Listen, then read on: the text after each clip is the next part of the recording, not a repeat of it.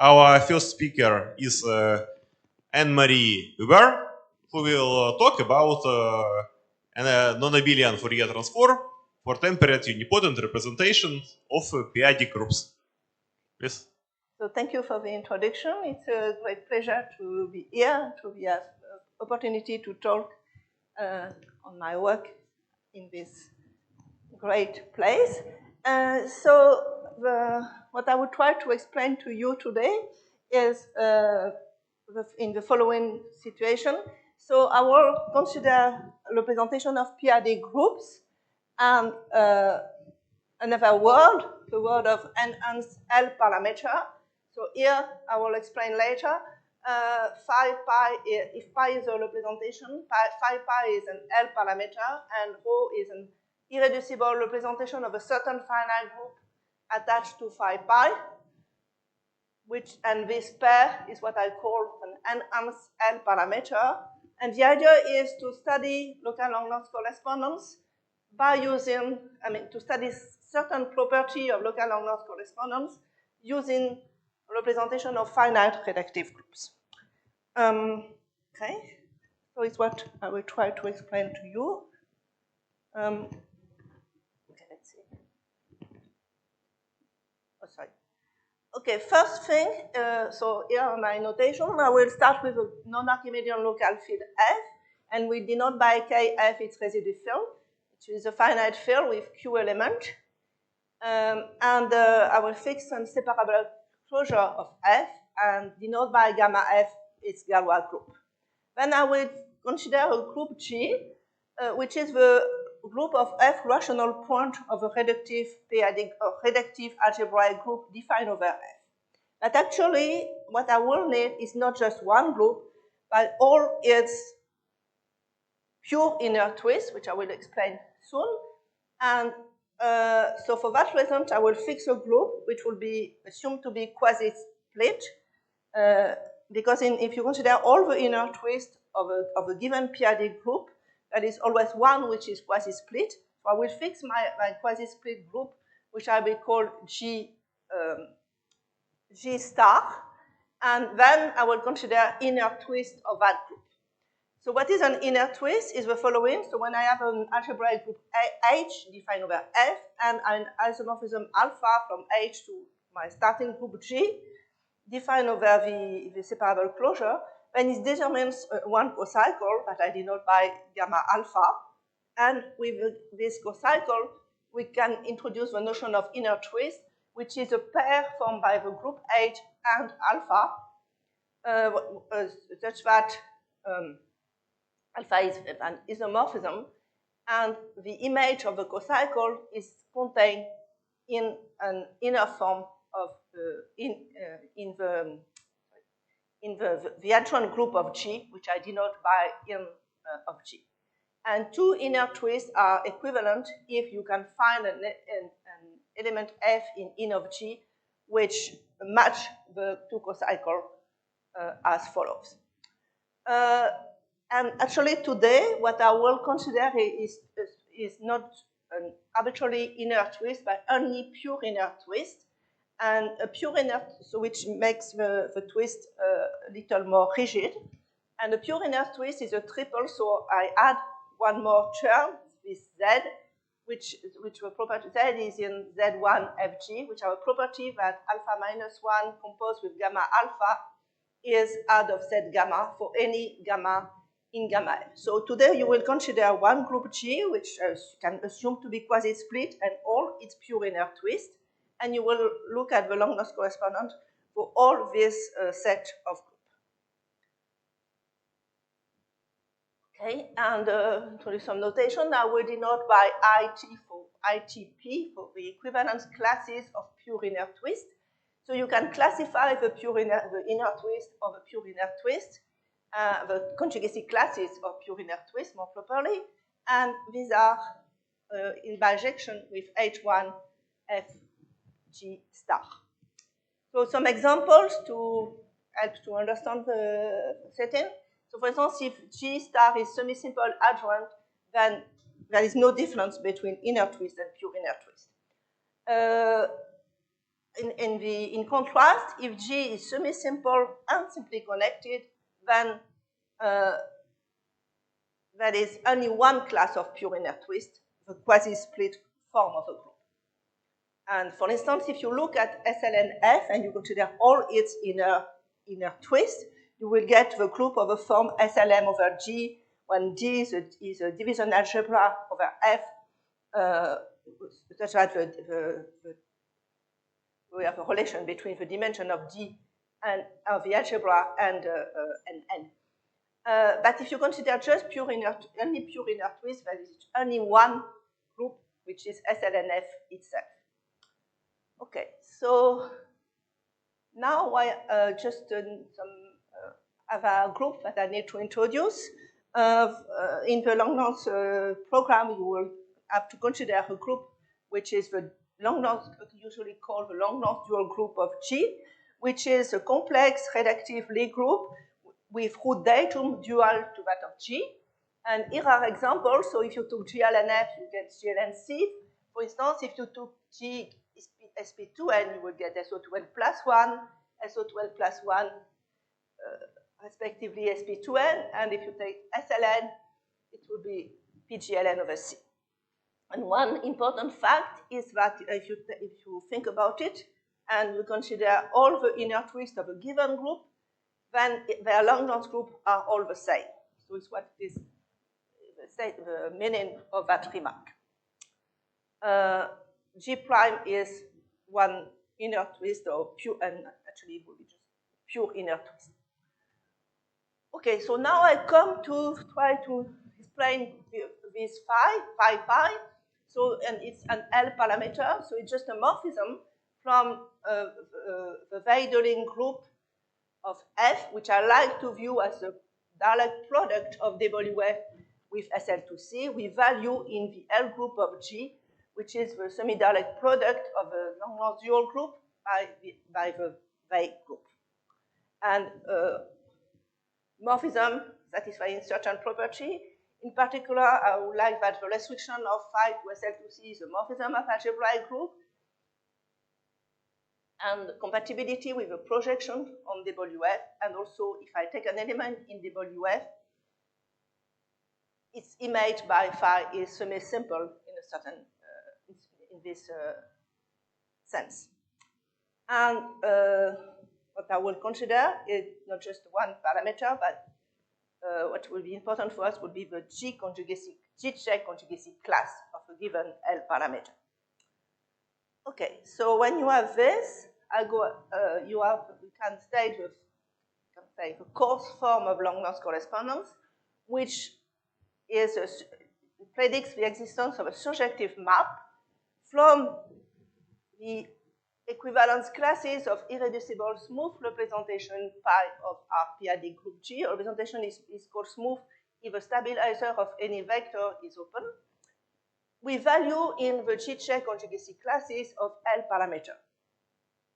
This map is expected to have finite fibers, which are called L packet. And we can attach to an L parameter phi the following group, which is the group of components of a centralizer of the image of a Weidling group. And the element rho here will be an irreducible representation of that group. So what I would like to, so this is the map, and if you can make it bijective if you, instead of considering just L parameter, you enhance them by considering pairs, like on the blackboard, so formed by an L parameter and an irreducible representation of that group.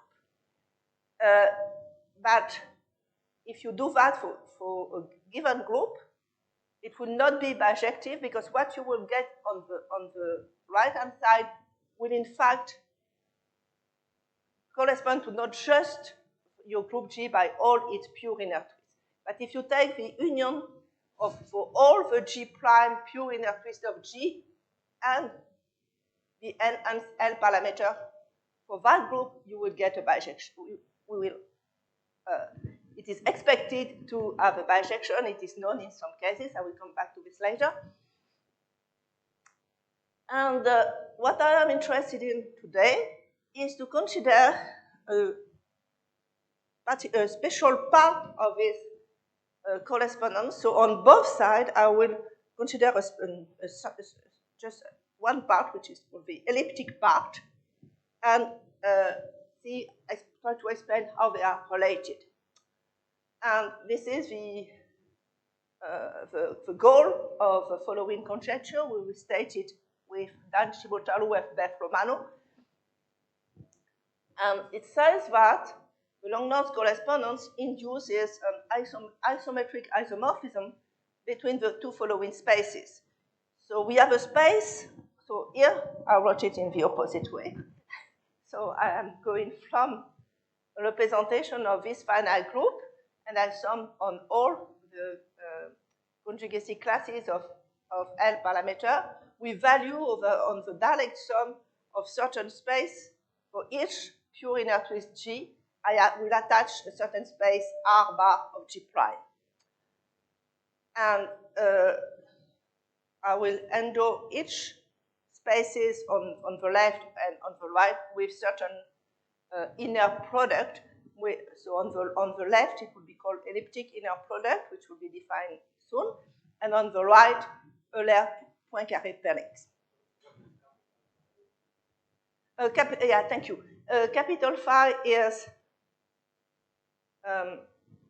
the union of phi of G prime for all the G prime which are pure inner twist.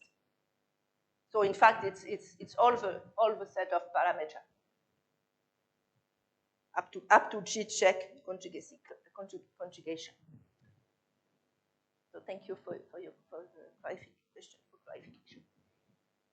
So what is the Euler Poincaré pairing? So it's a well-known pairing which can be defined like this. So I take two irreducible. So I fix one group G prime, and every time I consider G prime, it will be a pure inner twist of my given group, a quasi-split group G star.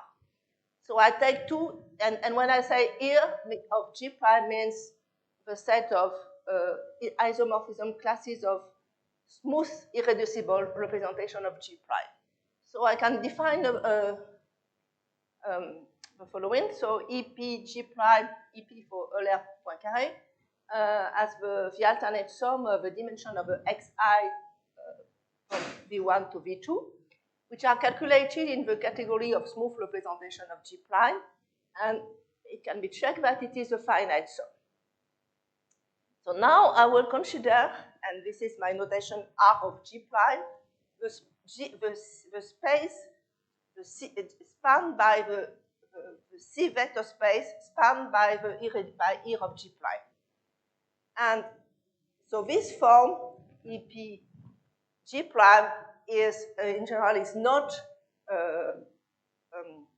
it has a non-trivial radical, and that we denote by R bar of G prime the quotient of this space by the radical of a form.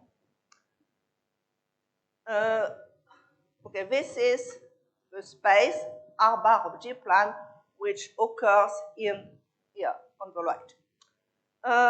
Since soon I will consider temporal representation, I would like to make a remark. If I call RT of G prime the subspace spanned by the irreducible tempered representation of G prime, and I denote by R bar T of G prime the image of RT of G prime in R bar G, then we have that this space R bar T of G is actually the same as R bar of G. Okay, so in the conjecture, you have also some R bar on the left, so which is the things that I will define now. And for this, I will do it in a more abstract setting. I would take a finite group A acting in a finite dimensional representation delta, and then I will apply this to the case where the group A is the group A sub phi. And I want to define an elliptic pairing, and I will do it as follows. I take two functions from A to C, and the elliptic pairing will be just this formula. So, divide by the order of A, and then consider the sum over the element in A of the value of a determinant on the lambda at 1 minus delta of A, and then I multiply by F1 evaluated at A minus 1 times F2 evaluated at A. And this defines a pairing, and again, it has a radical, which is in general is not zero. And I will similarly consider the quotient of R of A, so the C-span of R of A, by the representation which are induced from parabolic subgroup, and where in this setting, a parabolic subgroup is just the stabilizer of a vector V of the space of my representation, an element V of V delta. And so we can introduce the notion of elliptic element. So all the time, it's elliptic with respect to the choice of my representation delta, but I will just say elliptic for short. So A in an element A in capital A is called elliptic if the vector V has no fixed point by delta of A.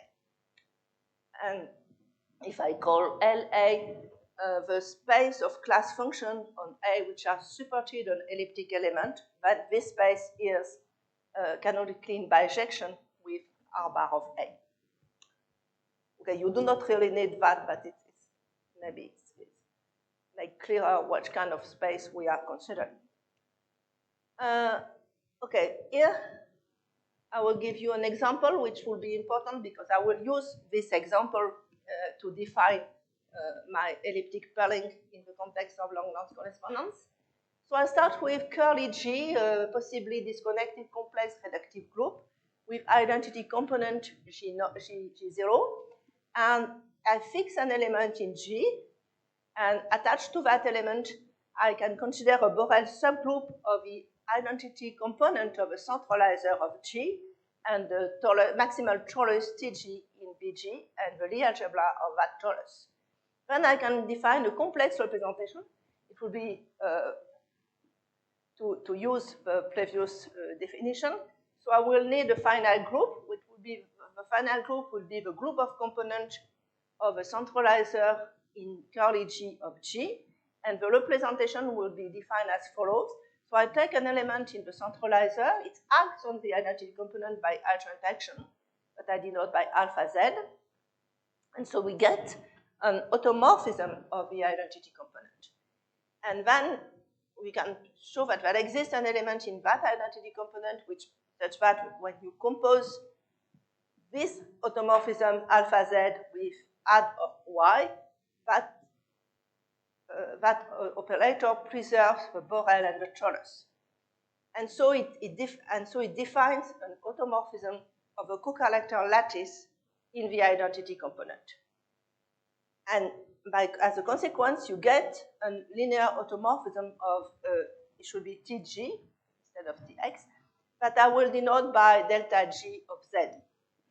And since I would like to have a representation of a group of components, I will take an element of my group of components, AG of G, and then take for Z a representative of that element. And I will define I can define a representation of a group of components just by evaluating delta G on Z, where Z is a representative of Z bar. So this will be the kind of representation that I will consider. And right now I can apply it to my situation. So here is the situation. So this is important because it will be the situation that I will use all the time. So I fix an L parameter, phi, and I attach to it the following group, the centralizer of the image of W. So be careful because the group, the row here, this rho was an irreducible representation of a group A phi, where A phi is the group of components of the centralizer in GF of the image by the parameter of all the Weidelin group. But here, the group I consider is different because I only consider the centralizer. I consider the centralizer of just the image of just WF. So this group is a complex, is reductive. It's a complex reductive Lie group, and in general, it is disconnected. So for GLN, it is connected, but for instance, if you look at already OSL2, you will find disconnected groups. And so this select the image of a parameter restricted, the restriction of a parameter to WF. And of course, my parameter is going from the product of WF cross SL2C, so I need to do something for the other part, and this something is given by this element, which is the image by phi of a standard unipotent element in SL2. I call it U phi, and this U phi is, first it belongs to G phi, actually to the identity component of G phi, and it is a unipotent element. So I have a group, complex Lie group, and a unipotent element in it. So I can apply my previous construction where the group curly G of the previous construction is now the group G, curly G sub phi, and the small g is this element U phi. And I will also define some element, semi-simple element as follows. So such that if you consider the pair formed by S phi and the Frobenius, is the image of the Frobenius times the identity of SL2C. So with all this notation, I can introduce the notion of unipotent L parameter or unramified L parameter. It's an L parameter which has trivial restriction to the inertia group of F. And if you take such parameter, so unipotent L parameter, and you can compute the group G curly G phi, and it's just a centralizer in G check of that semi-simple element S phi. And then you can, if in this special case, so in general, you can compare the group A phi and the group and the centralizer of U phi, and you will have this. So here I write it like this: A phi is equal to A. So this notation, as before, is the group of component of a centralizer of the image in that group of U phi. And if you do not want to consider the case of unipotent, just replace S phi by phi, and you have the same result. So this is very good because we have replaced, we can view the group A phi by a centralizer of a unipotent element in a certain group G phi, which for unipotent is just GS phi. And so when you have this, is nice because you can use generalized Springer correspondence in that group GS phi, which was constructed by Lustig many years ago. Okay, so this was to define the notation in our conjecture, which is here. So so this is defined using the Euler-Poincaré inner product, and this is defined using this elliptic product in that group A phi. So now I would like to give you, to use this in some, relate this to the title of my talk, which is the Fourier transform. And to do that, I will first forget about L parameter and just come to the setting on the left, so representation of p-adic group, and I need to introduce a few notions.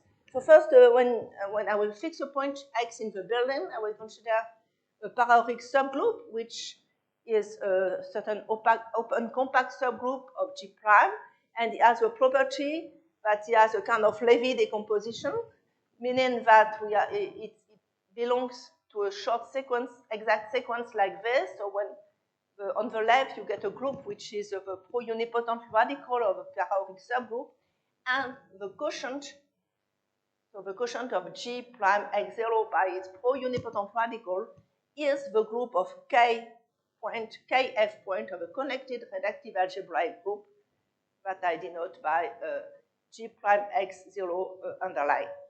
And this is very important because this, here you can see arriving a group which is over the residue field, so a finite reductive group. And it's what you will use. And in the most of the talk, I will consider unipotent representation. So what is a representation? A unipotent representation of a p-adic group G. So actually, I will take G prime, pure inner twist of my starting group G. And it is called unipotent if there exists a paraoric subgroup of G prime such that when you consider the invariant in V prime by the pro-unipotent radical of that paraoric subgroup, this set of invariants contains an irreducible cuspidal unipotent representation of the reductive quotient here. Unipotent in the sense of Deligne-Lustig theory, which means that the representation has non-zero scalar product with the Deligne characteristic RT theta, where theta, the character of a torus on this finite group, is the trivial character. And cuspidal means that it does not occur in any proper parabolic induced representation, where parabolic induced or Alexandra induction. Two examples, kind of extreme cases of example. The first case is the case of an Fourier spherical representation of G prime. It's always unipotent. And in that case, the cuspidal unipotent is a cuspidal unipotent of a torus, so it's just the trivial representation. And in the sense of Bernstein decomposition, the Fourier spherical representation correspond to the blocks where the levy is just a maximal torus and the super cuspidal representation of that levy is just a trivial representation. And other example, which is at the other extreme case of a unipotent representation situation, is the following, is the case of a super cuspidal unipotent representation. So they are quite rare, but extremely important. And these are representations which can be constructed as follows. So I fix a vertex now in the reduced Bruyatides of my p-adic group G prime and an irreducible unipotent cuspidal representation of a reductive quotient of the corresponding paraoric subgroup. And then my representation will be obtained by compact induction from a representation. So tau prime is my cuspidal unipotent representation.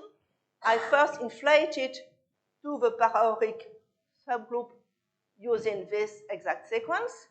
So tau prime is a representation of that group, cuspidal unipotent, and inflate it to the paraoric, and then I extend it to the normalizer of a paraoric subgroup. And then I induce.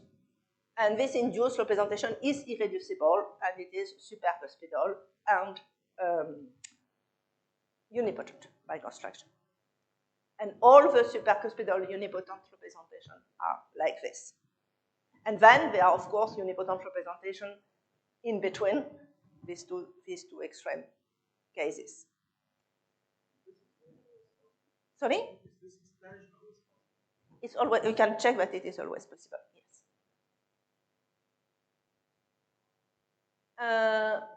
Okay, so since I would like today to consider altogether all the inner twists of a given group, instead of considering one L packet of representation of my group, I will consider an union of L packet, and this union is usually called the compound L packet. And then you have local Langlands correspondence for unipotent representation, which was proved by Lustig. And actually, the result of Lustig is more precise than that, because here I am considering altogether all the pure inner twists of G, but in fact, The sick result is for each can be specialized for each group. But I just need this form, so I consider the unipotent compound L packet for G, and they are in one-to-one correspondence with the G-check conjugacy classes of element G in G-check. And this is set for the unipotent. And if I want sample one, then I add the condition that when you consider the Jordan decomposition of my element G, the semi-simple part of G is compact.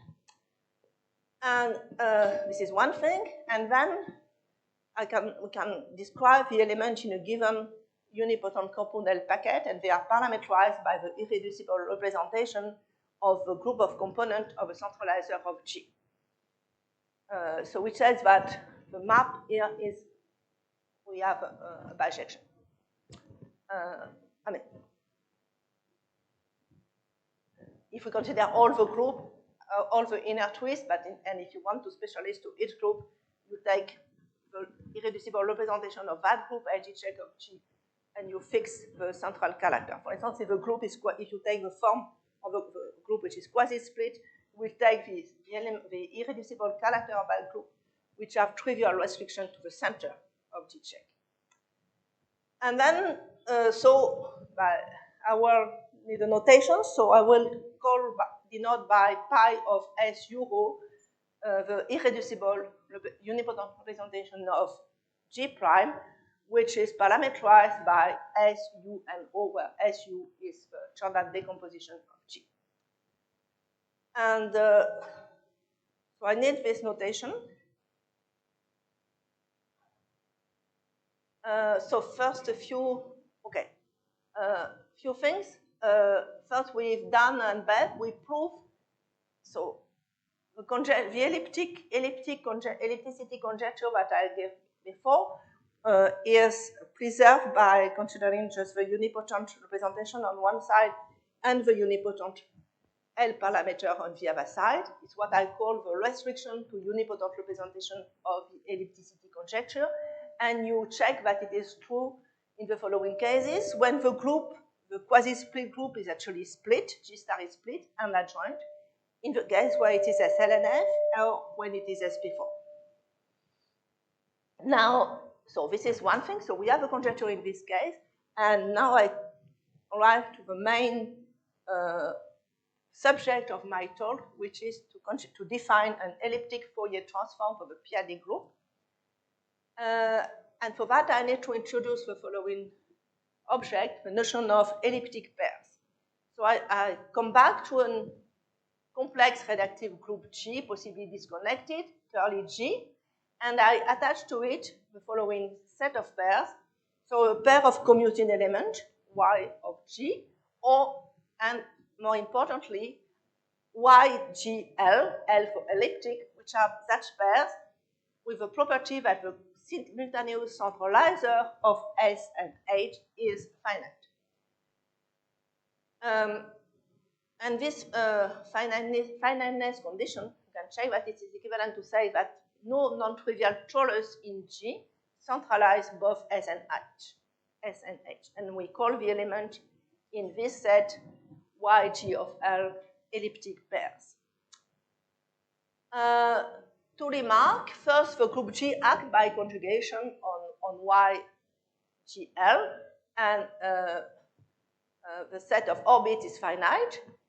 And the second remark is that the condition that this should be SH, the pair SH is elliptic, is equivalent to say that H is elliptic in the centralizer of S, or equivalently that S is elliptic in the centralizer of H. And then you can also relate, and this is why this notion of elliptic pairs occurs to be important for us. You can relate this to the previous setting. So I fix S, semi-simple element, and I apply my previous situation. So I view that group acting on the co-character lattice of the identity component of a centralizer of S. Same thing as I did before when considering an arbitrary element G. Then I apply it to a unipotent element, and here I apply the same construction to a semi-simple element S, and then there is a corresponding elliptic theory for a delta elliptic theory for delta is this representation. And we can easily check that there is a natural isomorphism between the G invariant of a C vector space spanned by the elliptic pairs with a sum, direct sum over all the S of the vector space R bar of Val group AG of S. So this is important, will be important for us because it's give a way to view the elliptic theory of a group AG. I'm just checking the time. To view this elliptic theory in terms of the elliptic theory on the right-hand side in terms of elliptic pair. And you will see soon why it is important for us. But before I give you just a few examples of elliptic pairs, if a group is finite, there is nothing much interesting because the centralizer is always finite, so it's just the set of commuting pairs. If a group is semi-simple connected and simply connected, this set of pairs is empty. If a group is PGL2, then you get one pair, formed by these two elements. And you can expand and generalize this situation to the case of where G is PGLN over C. And then you can explicitly compute the set of elliptic pairs, and you find that the number of G orbit of elliptic pairs is given by the Euler-Dirichlet function. Okay, so I will maybe pass on this, just an example. But here I arrive to the main point. So now I fix U, an unipotent element in the long-length dual of G. So later you can think, you can take for G, for U, the element U sub phi if you have fixed a parameter phi. But here U is just a unipotent element. There is no parameter around for now. And I will denote by G sub nu the so I will consider the centralizer of that unipotent element in G check.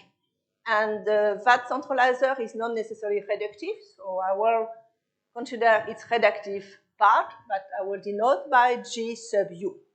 Then I would consider a pair of semi-simple element in Y of GU. So I am applying the previous notion of pairs, of elliptic pairs, attached to a certain complex reductive group G to this group GU. And then I will consider the following finite linear combination of representation. So I try to recall you the following. So you have seen by loose deconstruction of unipotent representation, you have a notion of, you can define representation pi SU. So pi SU is the unipotent representation of G attached parameterized by the triple SU rho. And then I consider the sum over all the irreducible representation rho of a group of components of a centralizer of S in that group GU, so the group AGUS. And I consider that sum. First thing, if a group is adjoint, you can check that this map induces an isometric isomorphism between the two following sets. So on the left, we have the set which occurs in the conjecture, but where RU means which I restrict to the unipotent representation. And on the right, we have the elliptic pairs in GU up to invariant by the GU conjugation. Okay, this is one thing, but now we arrive to really the subject. So now we have, when we have this space of pairs, or you have two semi-simple elements, S and H, and you can naturally think of what to exchange, to flip S and H. And this flip preserves. So if you start with an SH, which is an elliptic pair, then the pair HS is also an elliptic pair.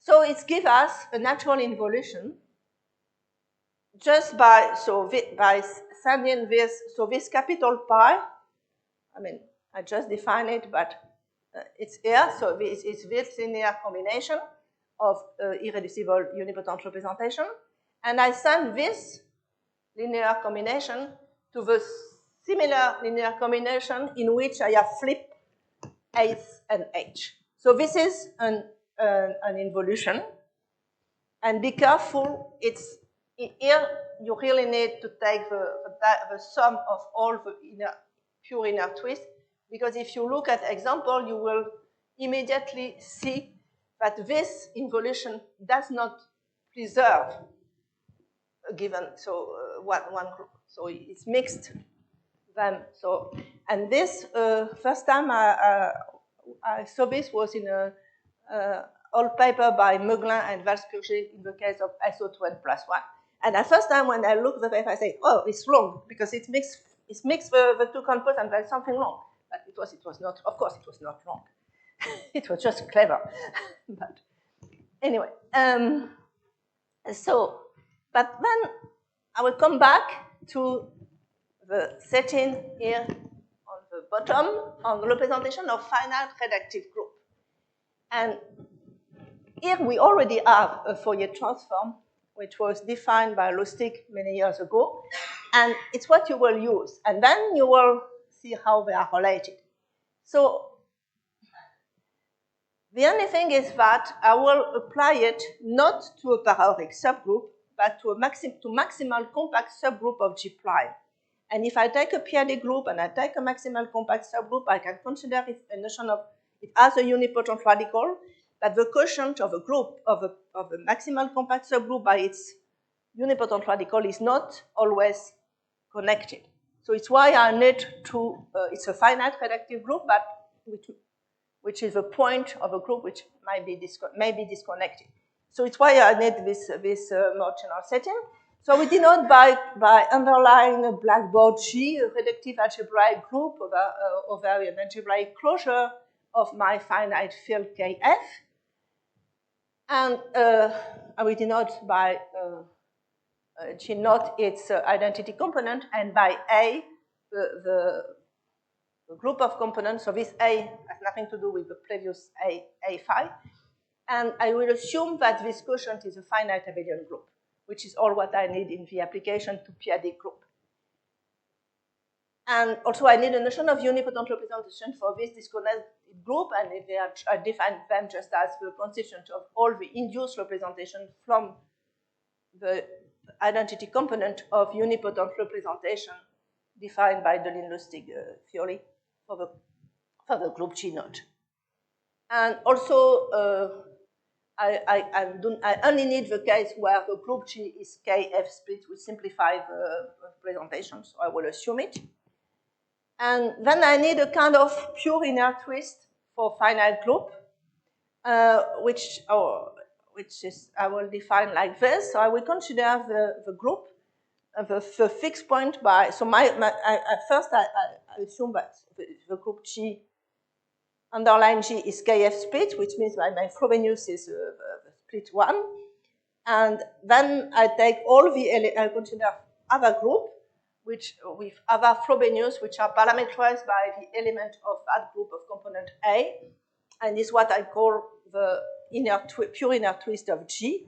And you can check that their equivalence classes are in bijection with H1K of G, is why we call them pure inner twist, and that this group is isomorphic to the group of component A. Okay, so, and these are the group I am interested in, the GF fixed point by the Frobenius A. Then, following Lustig, we can attach, when you have a finite group gamma, you can attach to it the following set of pairs formed by an element of gamma and an irreducible representation of a centralizer of gamma, and modulo equivalence relation given by gamma conjugation. Okay, I like now, because I am thinking of other things not related to non-commutative geometry, to view this as a very special case of an extended quotient of gamma by, of x by, of gamma by itself, actually. But anyway, this was defined many years ago by Lustig, and also he defines the pairings on these pairs of elements as follows, which extends to an Hermitian pairing on the C vector space spanned by M of gamma. And also, Lustig defined for us a non-abelian Fourier transform as the following linear map. So you send a pair x gamma to the sum over all the elements in M gamma y tau, and you send f to f y tau, and you multiply by the product, which was defined just before, between x sigma and y tau. And so this is at the level of a group gamma, but then Lustig also defined a partition of a set of isomorphism classes of unipotent representation of a finite reductive group into families F, and also attached to every family a finite group that I will call gamma F, and a bijection from the family to the set M of gamma F. So here it's a special case because, in fact, the situation considered by Lustig is more general because but here I assume that the group G0 not FR is split. And then we can the unipotent non-abelian Fourier transform for the group. So this is the Fourier transform for the finite set M of gamma, and for the group, it's just the direct sum of all the Ft gamma F with this definition using the group gamma F, which is attached to the family F. And the family is itself attached to the unipotent representation. And this Fourier transform is very important because it gives a change of base matrices between the matrix, the basis of unipotent characters and the basis of almost characters, or more generally, the basis of given by the characteristic function of character shapes.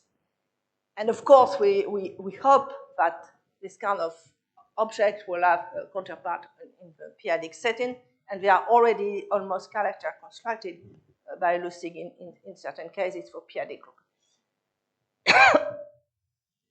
But now I will come back to a flip. There is also a flip in the setting of finite groups, and this is the flip.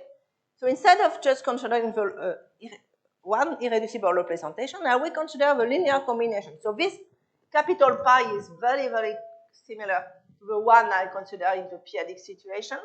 So I take the sum on all the irreducible representation of the centralizer of x, evaluate sigma at y minus 1, and I multiply that representation tau.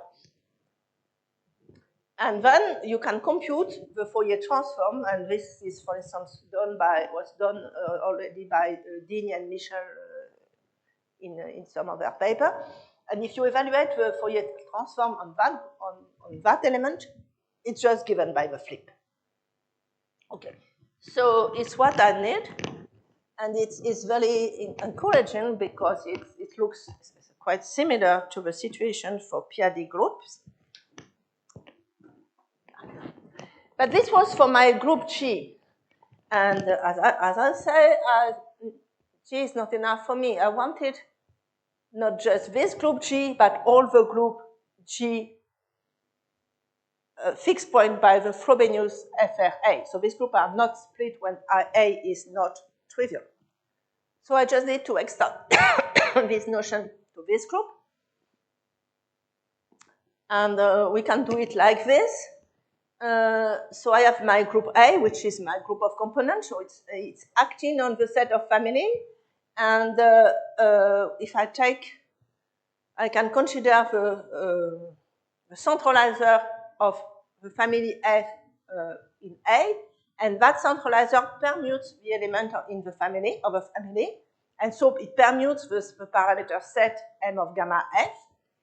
And I will assume that gamma f is abelian because it's only many in the cases we have in mind. It's just we can assume that in that situation, and in that case, we obtain an action of a centralizer in A of F on the group gamma F, and so we can consider the following group, which is a semi-direct product of gamma F by the centralizer in A of F. So this simplifies the construction a lot, and using this, you can directly obtain a bisection between the union of the unipotent representation of all this finite group GF FRA and the union of a set M gamma, where you replace gamma by gamma tilde, where gamma tilde is this semi-direct product. And then this is that we have this, and this is at the level of irreducible representations. And when I have this at the level of irreducible representation, of course, I can consider the C vector space generated by this element, and I arrive to this set, and I get a linear isomorphism between this set and the direct sum for all the family in this set of the corresponding vector space spanned by M of gamma tilde AF. And then this allows me to define a Fourier transform on this set just by transporting the Fourier transform of Lustig, which was defined on this set. So I use the Lustig Fourier transform of this set M gamma tilde, and from that I get a Fourier transform on this other spaces. And if you look at it carefully, again, you will see that this Fourier transform will mix the different group G bar F. So it does not preserve the inner twist, pure inner twist of a finite group, which was also noticed in the p-adic situation. Okay, so now I have a Fourier transform for inner twist of finite group. And the next step is how I can use it to solve my problem over p-adic. And here is the trick. Back to p-adic group. I consider a maximal compact open subgroup of G, or of G prime actually, and I fix, and it has a pro-unipotent radical, and I consider the quotient of a group by the pro-unipotent radical, and it is a possibly disconnected reductive group. So I have a natural map, which I take a unipotent representation of G, and I take it and send it to its invariant vector by UK, which gives me a representation of K prime bar. And then I consider so this RU should be RU for unipotent is the span of unipotent representation of this finite, possibly disconnected finite group. And because I would like to consider all the group, all the pure inner twist together, I will just call compact restriction the sum over all the G prime of all this restriction. And now comes the trick.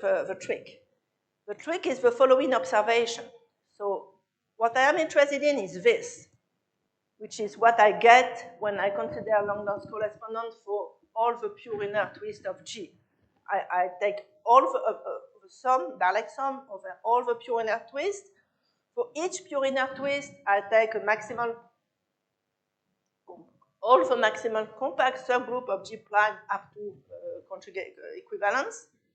And then the unipotent, the space generated spanned by the unipotent representation of K prime bar.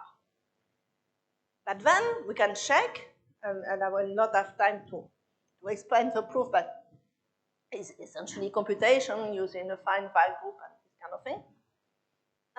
But this space is, you can write it as follows. You can fix, now we can forget about G prime, just take G or G star, our starting group, and take so the G star, which is a quasi-split form, I take K, the sum over all the equivalence classes of maximal compact subgroup of my group G star, and then for each K, I will consider its reductive quotient, and then all the pure inner twist of this finite reductive group as it was defined before, and then the corresponding space generated by the unipotent representation of that G prime. So I pass from the setting that I have here, from p-adic situation, to a setting which involves representation of finite groups, and not just representation, but I pass from this setting where I have inner twist of my p-adic group to a setting where I just have one p-adic group and inner twist of finite groups. And then here I have a Fourier transform. It is the one we have constructed here. So you can guess what is the conjecture. The conjecture is that the two Fourier transforms are compatible. So first we have this. Let me give so this is the Fourier transform. So this one is just the one defined over finite. So we get a Fourier transform here using the fact that you can view this by the previous formula as a direct sum like this, where here you use the Fourier transform over finite field. And then the conjecture is that here we have a Fourier transform that I have defined before using the flip on the dual side. Is why I flip in S and H. Is why I call it FT check.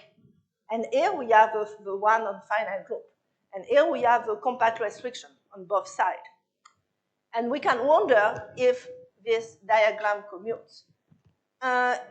It's possible to prove in several cases that it actually commutes. But in general, it's only commute. There are cases where it only commutes up to certain root of unities. So, and this root of unities, you have a usual root that occurs in Lustig work in the case of some exceptional groups. But we also have new roots of unity, which we do not know yet their meaning in the case of SLN. So here is the status of that conjecture. It's all in the following cases for SO2n plus 1. So it's used the previous work of Meucler and Valspurger, and then later Valspurger considers the flip in the case of SO2n plus 1. So it's where the paper that inspired us. Then it was also proved in the case of G2 by Chivotaro and Aubert, and we prove it for PGLN, SLN, and SP4. And so this is the sign that we expect to have, but in the case of SLN, we have other root of unity, which are explicitly computed, but I do not have time to give the computation here. And so what next? There are many things that we are hoping to do. First, proving the conjecture in more cases for unipotent representations. Also doing more than just the unipotent representation. Basically, similar idea can certainly apply to depth zero, but hopefully we try to do using Fourier of types to do more than depth zero. And another point which I think will be very interesting is the fact that at the level of finite field, we know that this Fourier transform is very important and is related to the basis, as I've already said, of character to irreducible character to the basis of characteristic function of character sheaves or almost characters. And Lustig has already defined almost characters for p-adic group in certain case.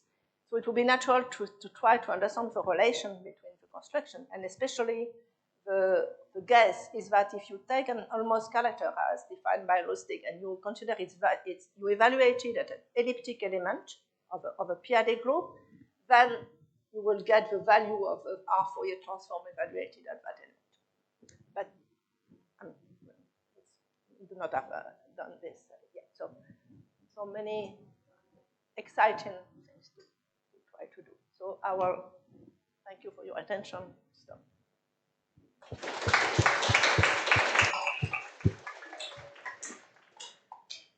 Okay, thank you for the talk. We have time for a few questions. Yes, sure. So you said that I have some paper that define almost characters for the adic. No, you have a paper. Yeah. But I also have some second part of this paper. Yes, which is some attempt to construct some other Fourier transform, but I don't know how it's related to this. Yeah, I think it's the second paper, the one for 2014. Yeah. The one which is called Almost Characters 2. Yeah. I think it's this one which should help. So it is connected to what you're doing here? I don't know, but I hope so. But I need work on it. Thank you. More questions?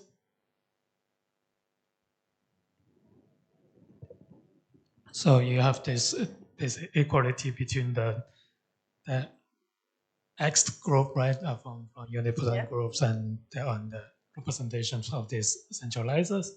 Can you also have an equality between individual one xi, for example, equals the something like individually? Yeah. I don't know.